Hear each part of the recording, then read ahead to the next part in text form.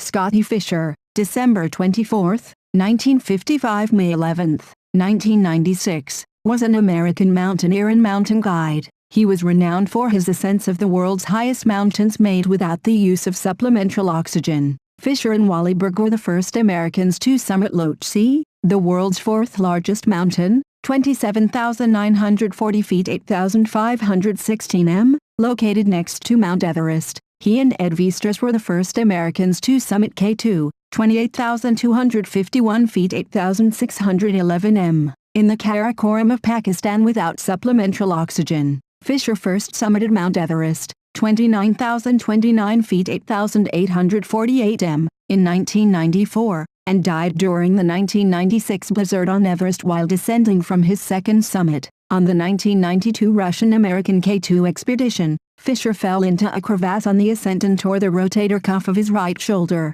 Although a Russian doctor told him that the climb was over for him, he refused to leave base camp and spent 2 weeks trying to recover. Fischer then asked climbing partner Ed Viesturs to tape his shoulder and tether it to his waist so it would not continue to dislocate, and then resumed the climb for another month using only his left arm. On their first summit bid, the climbers abandoned their attempt at Camp 3 to rescue Aleska Nikiforov, Fort Heiser, and the Frenchwoman climber Chantal Mauduit, who were extremely ill from altitude sickness. Mauduit also suffered from snow blindness. After resting at base camp, Fischer and Ed Viesturs again began climbing to the summit without supplemental oxygen. At 27,500 feet they were joined by Charlie Mace. The three men summited and began their descent in bad weather. At Camp 2 they met and began to assist New Zealand climbers Rob Hall and Gary Ball, who both had altitude sickness. Ball also had high-altitude pulmonary edema.